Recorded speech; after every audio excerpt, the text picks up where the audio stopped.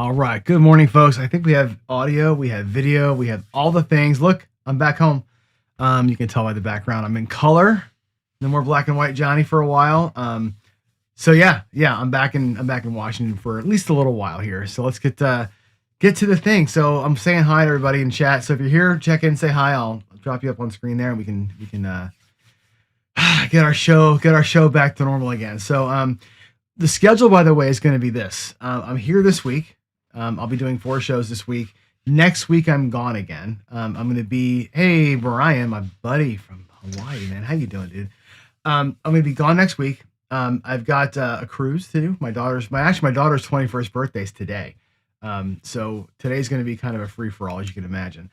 But we're going on a cruise next week, which is cool. Celebrate that with all the family. We have like, I want to say 12 or 13 people going, something like that. Anyway, it's going to be nuts. But I'll be gone for a week, then back, and then I'll be in Vegas again about the 15th of July or so.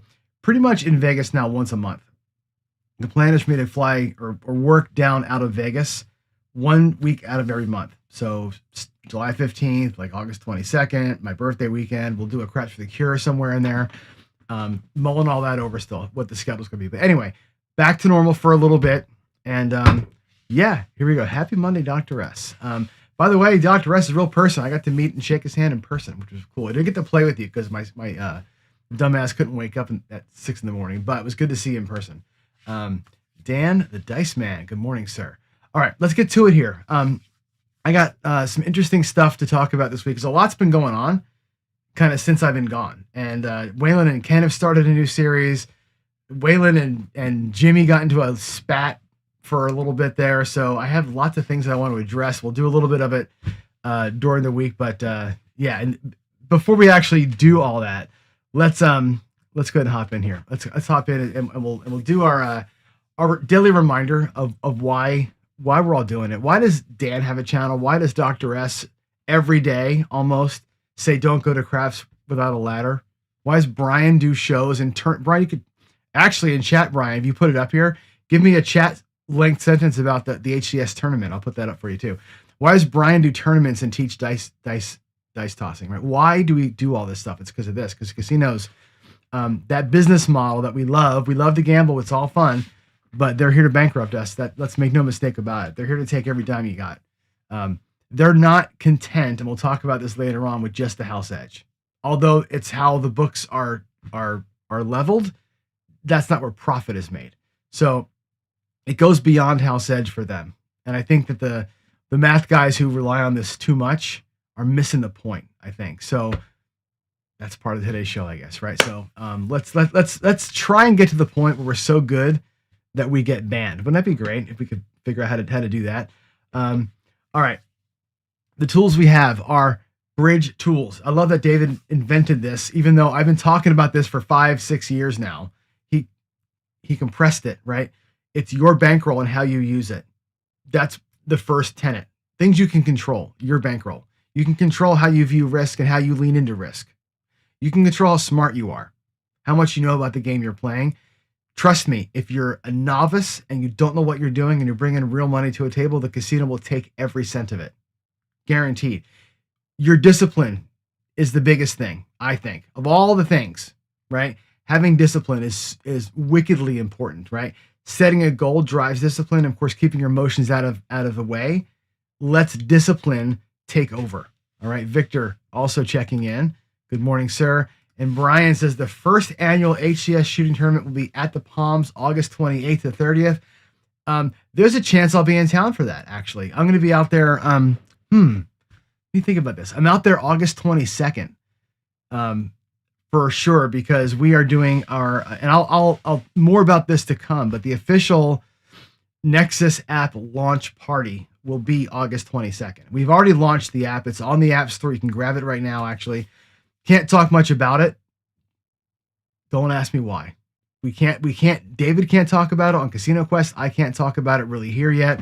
There's reasons why we can't discuss it that are legal, having to do with the idea of how the app is classified as one of these social casinos, and it's not. But we can't really talk just yet. We're working through some of that stuff with Google. But anyway, August 22nd is our launch party. Brian's doing his shooting tournament on the 28th. I may still be in town. I may come and watch some of that. That'd be great. You don't want me any part of that because I'm not, unless you want me to donate money and be the worst shooter there. That'll be my thing. But yeah, no, the Palms is great, by the way. The Palms has become everybody's favorite casino. Why? One, they put $5 tables in, which again, we talked about this last week. People say that $5 tables, and I've said it too, right? It's a different animal now. $5 tables are a different breed than they used to be before they were gone. They went away for 5 years. Now they're back. It's a whole different thing. And casino operators will tell you, and I believe them, the bean counters will say, I can't run a $5 table and make money. Like a $10 full blackjack table loses $80 an hour, even, right? Which is funny to think about. I don't know. It's interesting to think about. If that's true, then a $5 craps table with 3 dealers, not one, 4 dealers, not one, should surely lose money, but it doesn't lose money. And the reason why it doesn't lose money is because of this, what Gary says here. Look what Gary, I want guys to read, I love Gary, but read what Gary says here, right? He rewatched my show on $5 tables, right? And right, today's $5 tables, right, is what $15 tables used to be, or reverse, right? But he likes to go now to a $5 table, 32 across, press the color, and go. Like we treat bubble craps, now you can do it on a real table. Gary got, and I play with the little birds a lot right now. I've played with the little birds a few times. That's everybody says 32 across or 22 inside and just presses to the moon, right? Leaning in for hopefully the biggie. And when you do that, you're burning the full 32 most of the time, or the full 22 most of the time. That's what I watch. I watch people just dump $32, and they're collecting hardly anything at all. That's more than house edge. When you play that way, it's more than house edge being lost. The casinos are making so much more money on the $5 tables because people to go, oh, who cares about $32? Rail dump, right? That's what happens. And the Palms has leaned in. The Palms now added 2 more tables. I think they got 8 total craps tables. They might go to 10 from what I hear. They've invited everybody and they're letting Brian come with the whole group and 2 private tables and film. They let the little birds and the big birds from Casino Quest come in and film. They're letting Jeremy from Color Up have tables. We had a private table there with a group last week. Just called up. Can we get a private table? Sure. Come on in. Right? They are very craps friendly, but they also know that the lower the limit, the higher the risk. It's like fly fishing. It literally is fly fishing to them. The $5 tables have become literally they're fishing because they know people will come in and just let it rip and not care about it because it's a low minimum. It's just interesting. The house edge on a $5 table is 0. It's nothing. They would lose the casino if they relied only on house edge at a $5 table, but they don't have to because we lean into it and let them have their day in the sun. So anyway, divergent topic there, but thanks for bringing that up, Gary, because it's very true the way that they see that. So anyway, if you're in Vegas around August, the end of August, drop in for the tournament. That'll be actually really cool. Yeah. I you know what? I had so much fun. If there's a group of people in the world that I would say are my people, and I love them, it's your group, man. You're the HCS crew. If you haven't met them in person, you want to talk about a wonderful group of people. And I mean, like genuinely, like give you a big hug and mean it. Every one of them I have met and shook hands and hugged, and it's like they mean it. I love your family. I love your team. I love it. Anyway, let's completely different topic. Let's get into what we actually are here for today. All right. And I want to. Oh, you know what? I got to drag something up here. Hold on. I gotta go to this. Hang on one second. I'm gonna have to switch screens really quick because I forgot to do something on my PowerPoint. So hold on. I knew I forgot something today. There's no chance that it was gonna be a perfect show, right? I gotta copy that. I gotta paste it here. I can restart the thing. There we go. Okay, now we're gonna go here. Watch the right. You ready for the magic? I did all that for this magic show. Boom. Come on, do it. ABCs of gambling. This is not going to be a math show, but I'm going to talk a little bit about math today. As I mentioned before, a lot of things have been going on that have been kind of pissing me off in weird and awesome ways. I actually watched a blackjack or not blackjack, a baccarat show. What I've done actually is this. When I go to Vegas, you might think I'm crazy, but I drive, right? I don't fly. Um, the flights from Wenatchee to Vegas are like $750 to $900 round trip because of air fuel, right? I can rent a car and drive down and back with a car cheaper, like a third of the price. So I've been driving a lot. When you drive, you got to kill 15 hours in the car. So what I've been doing is downloading a bunch of YouTube videos. I've actually watched a bunch of Brian's old stuff, really old stuff. But I put him on the car mostly for audio, right? And just listen on. And I got hooked into this guy. He's like a math guy. And he's a baccarat guy. It's interesting. His channel is kind of predicated on the fact that you can't beat the game ever. Don't try. He's one of these math guys. Don't try to beat the game. You can't beat the game. Everything is bullshit. I think to a large extent he's right. However, where I differ with him is on the notion of the short run. Now he does believe, by the way, well, I have to find his channel for you, that you can card count your way to side bets, which is interesting. So he's, card counting, of course, doesn't work at all in baccarat, really. That you can't shave the edge. But if you do card count certain ways, you can towards the end of a shoe, you can really hammer side bets. If you know the density of certain numbers, side bets become a thing. Ties become a thing. Interesting. But anyway, he's all about this idea of your lifetime long run, which we've talked about, and all these things. And it got me thinking about a lot of stuff that I'm just bitching about, that I want to bitch about, like Jimmy, like the spat between Jimmy and Wayne. We'll talk about those two tomorrow. Actually, tomorrow I've got a little segment set aside. I want to talk about what happened between Jimmy and Waylon. I don't like, whatever, keep the feud going or whatever, but the way that went down really kind of pissed me off. And the way that it was handled kind of pissed me off. So anyway, we're going to talk about that tomorrow. But the bullshit I'm talking about today, okay, is this kind of stuff here, right? The things that I don't believe in. Trends, superstitions, the lifetime chart, and the house head. Let's talk about these things really quick, all right? And I want to clear the air on all of it because I hear people talk about these things on both sides of it. And let's talk about both sides of each one of them. Trends first, right? Trends, in random games do not exist. Let me say it again for clarity with a period at the end. Trends in a random game do not exist, period. There's no such thing as a trend. You cannot ever in your life bet the trend and expect to win. Nothing trends. It's impossible. Trend needs something to push it, right? A force in the world that makes the market go up or down. The market trends because of a force. Weather trends because of a force, right? Things in the world trend because of force behind them. There's no force behind anything in a casino unless, and I'll carve out the niche of dice influence. If you are doing something with the dice and you can actually perfectly grip, throw, toss, and beat the back wall. If you can defy physics a little bit, you can create a trend on a certain number or group of numbers. I'll give you that one. Everything else, zero chance of a trend. Okay? Superstitions, zero chance. If you watch Baccarat, by the way,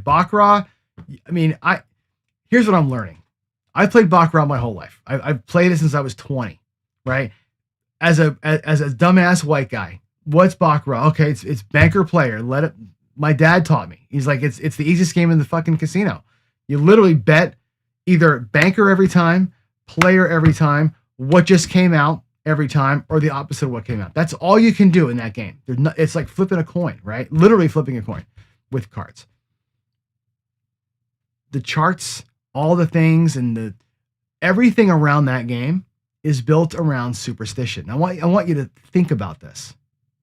Everything you see at a Baccarat table, the color of the table leans into Chinese superstition.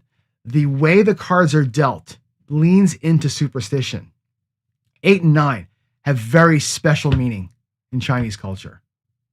There's reasons why that game is set up the way that it's set up. Trust me, At the end of the day, it's a shoe with cards that comes out with results, and the results are pre-baked. They don't shuffle the cards. Did you know that they don't shuffle the cards? Maybe you haven't played Bach in a while. They don't shuffle the cards. They bring in pre-shuffled shoes. Boom. And they're colored. White, blue, black, right?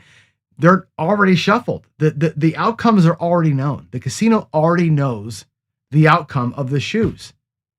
There's no superstition that says if I rub my chest and nobody says the number 4 out loud, that we're going to be, okay. It's bullshit. But the casino leans into it. They invested all this money in these idiot boards that had the different roads all charted out for you. Dice players with the tapping on the dealer's shoulder and the dice squawks. None of it matters, but we make it matter. Why do I care about this? We make superstitions matter because superstitions make you make bad decisions. And that's the truth of it. Being superstitious makes you make bad decisions. If you go back to the bridge, bad decisions most of the time are emotional decisions. Oh, I'm scared that the dice went off. Oh, I'm scared that the first card was a 4. I'm scared because they changed the dealer route. Or I'm scared because, God forbid, the cocktail waitress came and touched my shoulder while I was throwing. You make bad decisions based on those things that happen, right?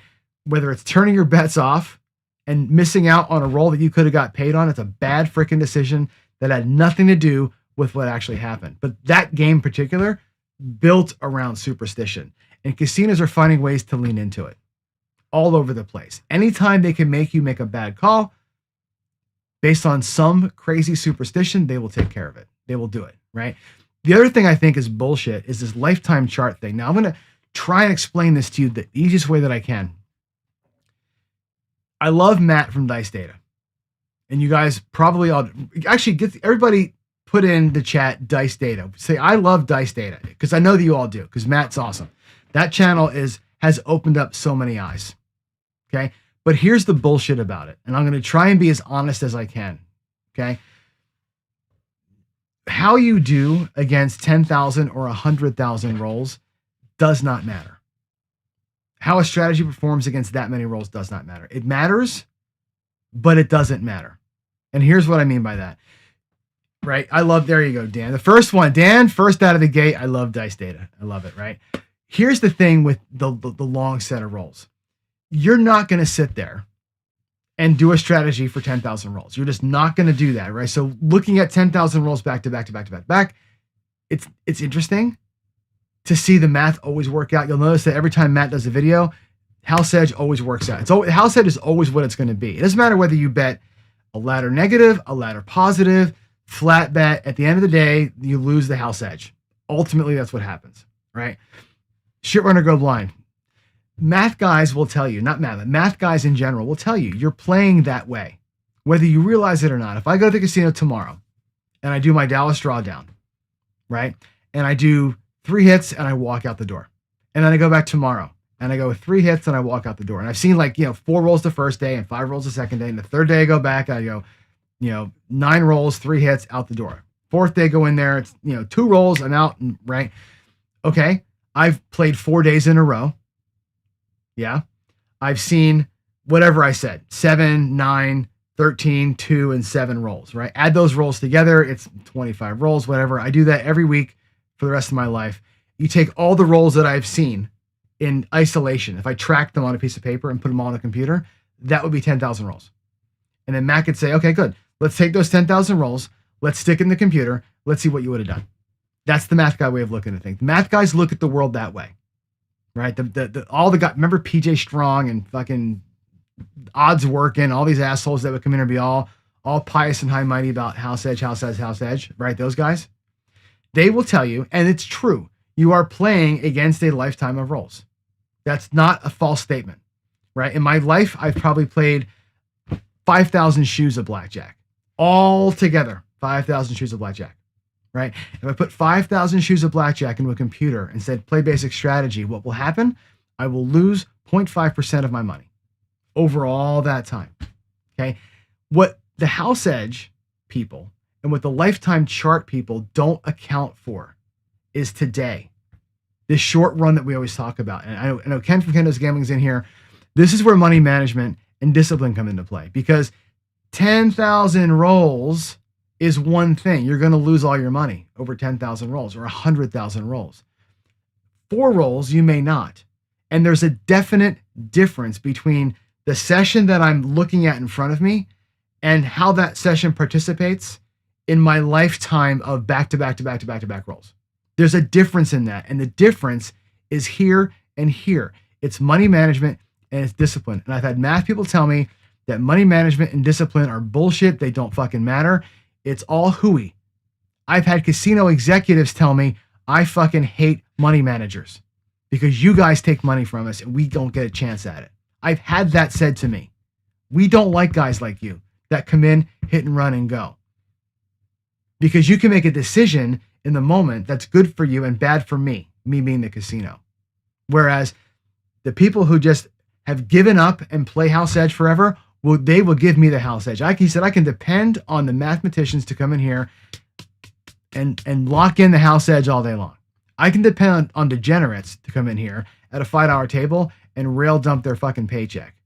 I can't depend on people who have discipline, knowledge, money management skills to lose all their money, because we make better decisions today in the moment, right? And I think that's the thing that we want to leave. The truth of gambling is this: streaks actually happen. I know that and again, the Baccarat guy, don't ever bet on streaks. You can't bet on streaks in the rear view. I wouldn't say 5 players I saw on the board, let me go bet player. Let me walk up to the table and rail dump on player. I don't look at the board and go 5 bets on player. Oh, let me rail dump on banker now.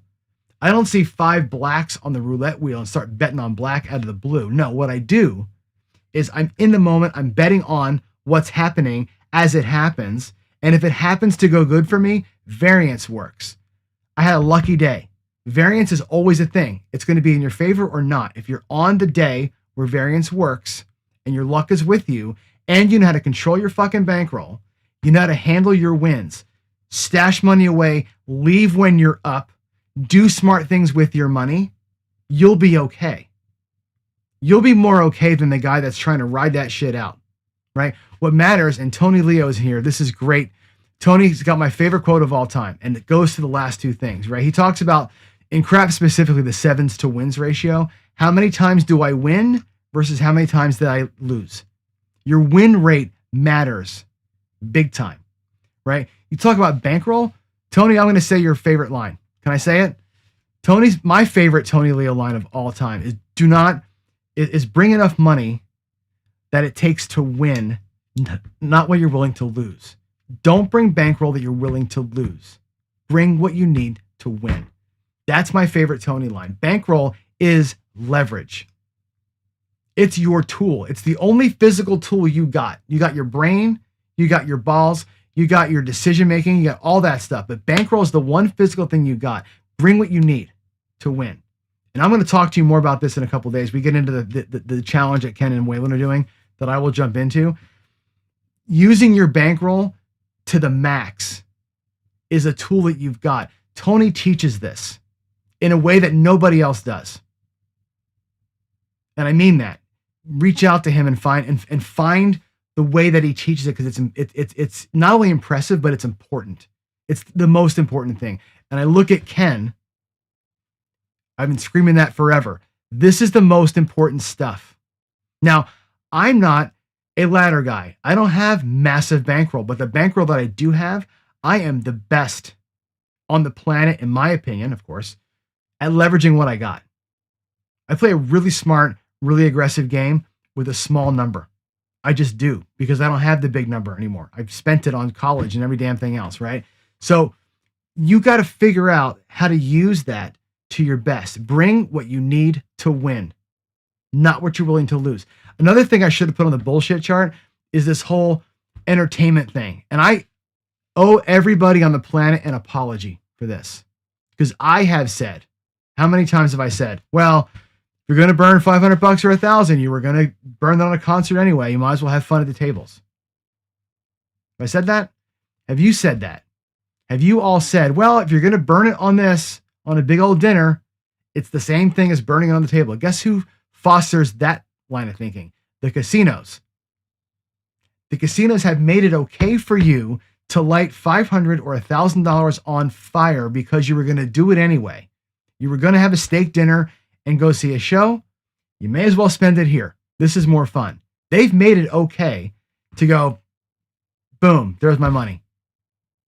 And I've leaned into that. No more. It's not okay to light money on fire. It's just not okay.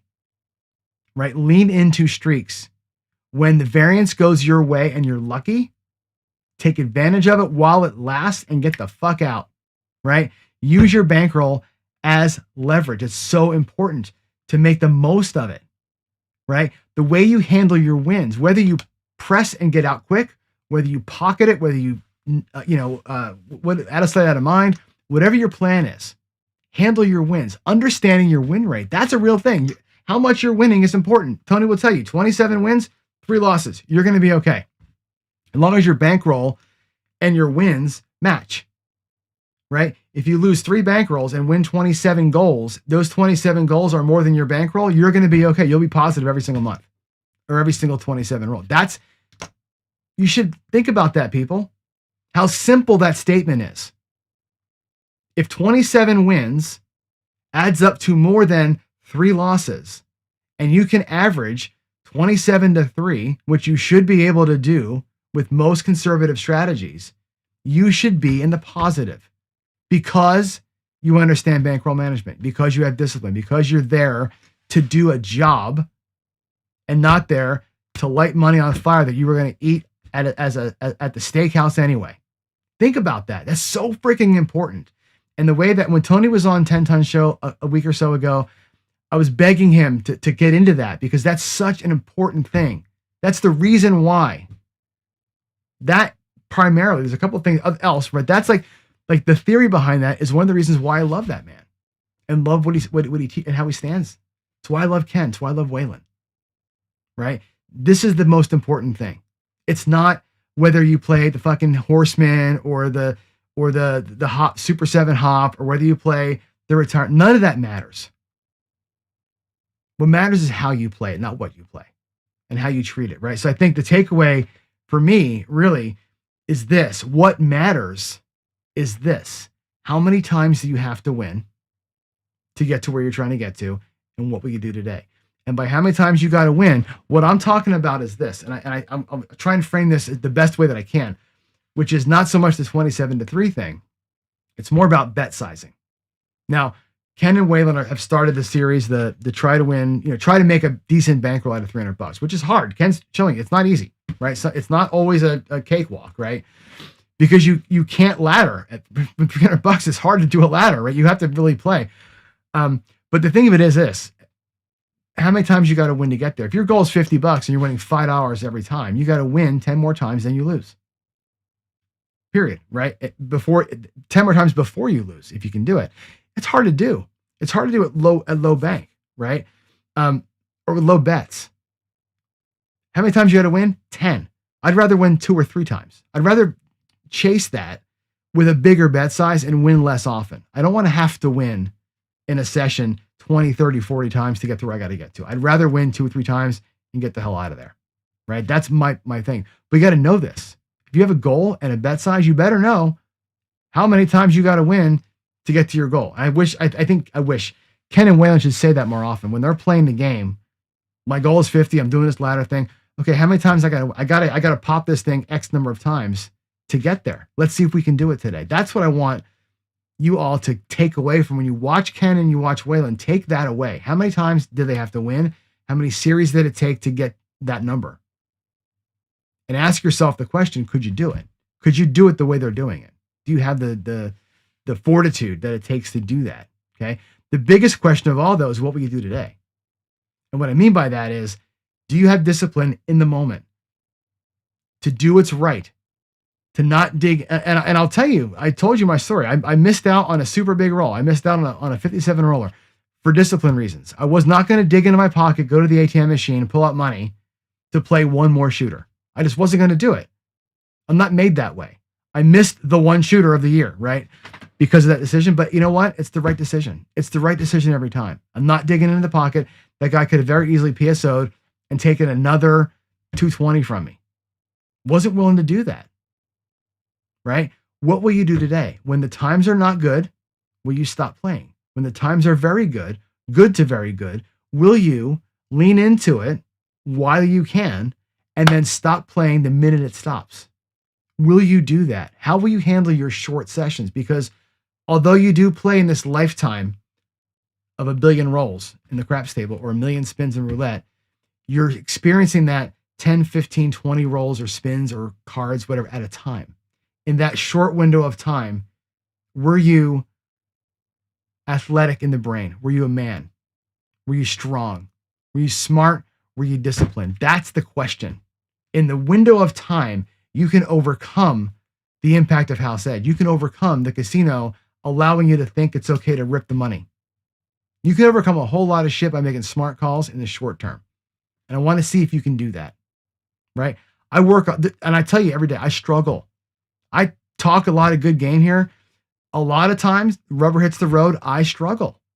I do. I have to really think about it and say, no, John, you're going to stop. You're going to do this thing, right? I don't have the muscle that Ken has of trying to live on the win, right? My muscles were built differently for different reasons, but I've overcome that, right? I went from having no money and having to grind to having money and not having to grind, right? So I have to think every time. I got to remind myself, why am I here? Why am I here? Why am I here? What's the goal? What's the plan? Stop playing. Struggle's real for all of us.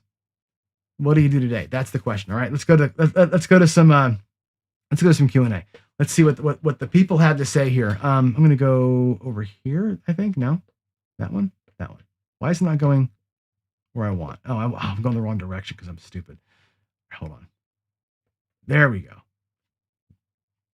All right, let's check out cues. Are there any cues? Any questions? Probably not, because we have 11 people watching today. There are no cues. Why? Really? It's only me. I'm the only question here. Let's see. Victor says, craps etiquette, are those fake rules? They're not fake rules. Craps etiquette is etiquette, right? They don't change the outcome. Superstitions don't change the outcome. Craps etiquette is you not being a dickhead at the table. That's all. You just try not to piss people off, right? I think all casino games at some level are social, right? If you're there to do a job, you're there to do a job. But if you're there with friends and you're doing a thing, it's a social game. Don't break the social contract. Etiquette is literally social contract. It's just you not being a dick. That's all that means. It doesn't change the outcomes or anything else. Just don't be a dick. That's what that comes down to. So I do believe in etiquette very hardcore because I don't want to be that guy, right? All right. I know there was a couple of PCs in here that I want to watch. Let's see. Skill says it should be a combination of both. I don't know what that came up in the moment, so I don't know what I was saying when I said it, but hopefully it was a good point. I don't know. What else we got there? Ken says, I'm the most conservative. You are for sure. And again, I think Ken, and you can say this in chat, okay? It's experiential, right? You went through it a different way.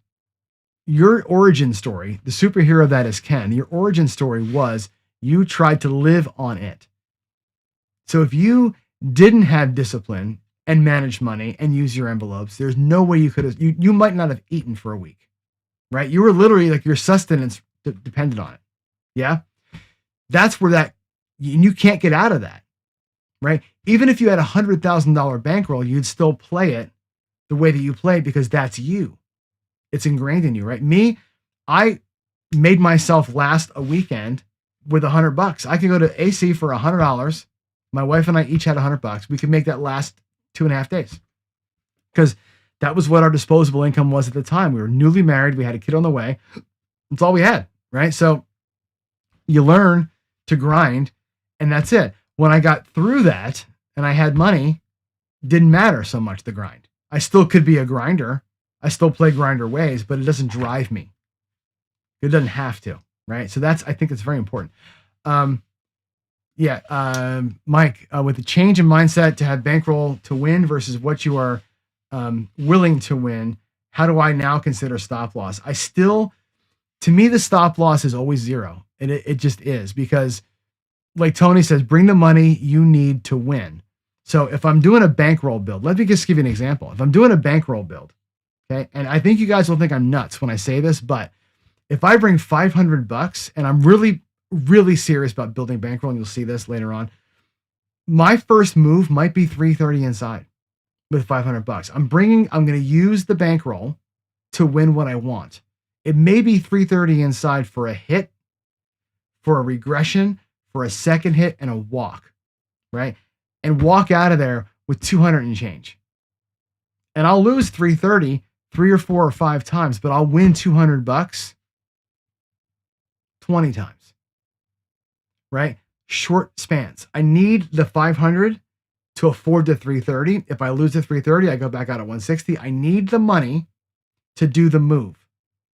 My brain has come in recent years to be like, I'd rather make bigger bets and be there for a shorter time than make tinier bets and grind through and have to win 30, 40, 50 times, right? It's just the optimization I'm trying to make is bigger bets, smaller time versus smaller bets, longer time. It's the same thing. In the end, it's the same experience or the same outcome, most likely. It's the experience during that, right? That's the reason. That's what I would say.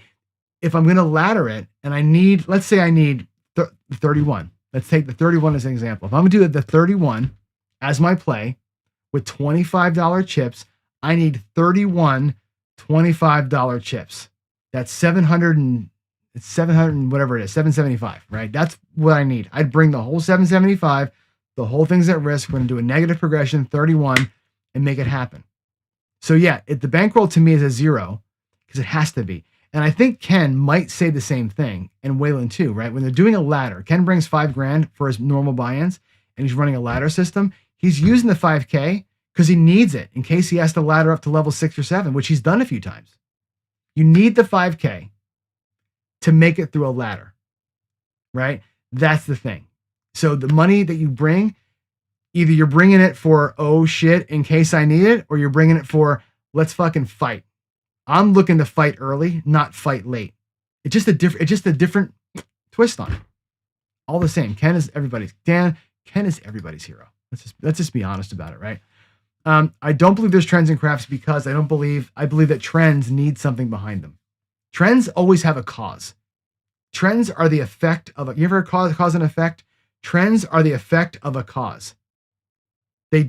Something has to be there for a trend to happen. Dice going off the table or the 9s are happening tonight, that's all horseshit. It happens. There's streaks that form. Things happen, but they aren't happening for the reasons that people think they are. And that's why I say when I see the idiot, if they put an idiot board on craps that showed all the numbers that have come, people would bet like maniacs because they would try and chase what they think is coming. That's why I think they don't exist. Trends need a force to make them happen. Again, I'll carve out the DI. I'll carve out for the DIs. If the DI can actually, like I said, grip, toss, throw, land, use the back wall to their advantage and get a nice outcome, then they can make a trend. Nothing else can trend. It's a streak that's already happened, and you're looking at it in the rear view, and it feels like a trend, but it's not. It's just what happened. So, yeah, I'll be doing the same series. I'm going to talk about it this week when I get back from the cruise. I'm going to order my felt, and when I get back from the cruise, I'll put my table back together, and I will do it again. I'll do it live every day like I did before. So I'll do the same thing. I'll be a few weeks behind them, but I'll do it live every morning on the big table. That's the plan for me. So, all right, I'm out of here. Yeah, much respect. By the way, much respect. That's a hard series to do, and I don't think people realize how hard it is to do this. And honestly, my shout out to Ken and Waylon on that same topic is this. I know you guys can't do it live every day, but I know that you guys both film live. So I should go back to the bullshit screen. People who scream that they aren't doing it live can suck it because they certainly do. But it's when you declare yourself an expert, Waylon has, Ken has, I think I have, Brian has, right? I like to say I'm pretty fucking good at gambling. I'm good at what I do, right? I'm good at the show. I'm good at teaching. I'm good at actually doing it. When you say all of these things, how many shows have you done, Ken? Probably 1,000 shows. I've probably done 2,000 shows, right? You're going to put it to paper and say, look, I'm going to go live with $300 and I'm either going to burn it or we're going to roll. We're going to build bankroll from that. It takes guts to do that. to say, look, I think I'm really good at this.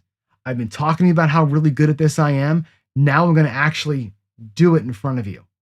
So Ken and Waylon have already started it. I'm going to jump in. I think everybody should jump into it. It's a great challenge. Not even a challenge. It's just like, how would you do it? How would you approach it? Right?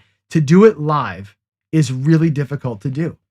To do it and put it all at risk. Say, look, I think I'm pretty good at this shit. I'm going to go do it and I may fail. Ken, you may burn the whole bankroll tomorrow or today. Waylon may burn his whole bankroll on some ladder. And oh, there we go again. Right? We burned it. It'll happen. It could happen. And you're putting your reputation on the line to see that hopefully it doesn't happen. But if it does happen, you have a teaching moment, right? It takes balls to do that, people. To put your reputation on the line and say, I think I can do this, and then fail at it publicly. It takes balls to do it. It really does. So much respect to those two. Hopefully I'll be able to jump in and do my own thing. So, all right, I'm out of here. You guys have a great day. I'm going to leave you with Sweet Lou. Reminds you to stay in focus, right? Following your plan, observing conditions, controlling your emotions, understanding your game, knowledge, and stay disciplined. Stay in focus. And as I always say, keep it simple, right? The idiots admire complexity. The geniuses admire simplicity. Keep it simple. The more crazy you make it, the faster your money leaves your pocket, guys. All right, have a good one. I'll see you tomorrow. Tomorrow we're going to talk a little bit about the little brouhaha that happened this past week and my thoughts on that. So in the meantime, love you all. God bless everybody and have a great one. Bye.